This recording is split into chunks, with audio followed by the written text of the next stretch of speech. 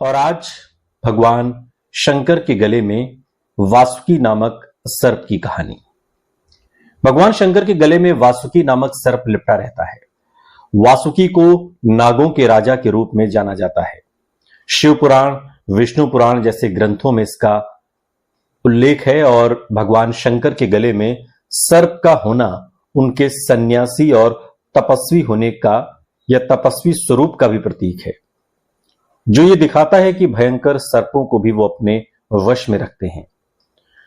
वासुकी और भगवान शंकर के संबंध की कहानी मुख्य रूप से समुद्र मंथन से जुड़ी है, जो पुराणों में कही जाती है। समुद्र मंथन के समय देवताओं और असुरों ने मिलकर अमृत प्राप्त करने के लिए समुद्र का मंथन किया।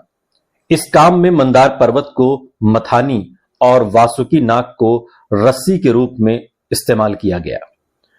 वासुकी ने इस काम में पूरी निष्ठा से सहयोग दिया, भले ही इस मंथन में उन्हें काफी कष्ट भी हुआ।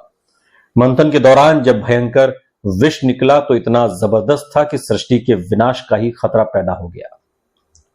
तब भगवान शंकर ने उस विष को अपने गले में अटका लिया, जिससे उनका गला नीला पड़ गया और वो नीलकंठ कहलाए। वासुकी भगवान शंकर के इस काम में से इतने प्रभावित हुए कि खुद को शंकर भगवान की सेवा में समर्पित कर दिया। भगवान भोलेनाथ ने उन्हें अपने गले में आभूषण की तरह धारण किया। वासुकी को नागों का राजा माना जाता है और वो कश्यप ऋषि और उनकी पत्नी कद्रु के पुत्र थे, जो नागों की माता थी। वासुकी का रूप विशाल और भव्य बताया जाता है। पुराणों में उन्हें हजारों फनों वाला सर्प कहा गया है, जिनके फन रत्नों से सुशोभित थे।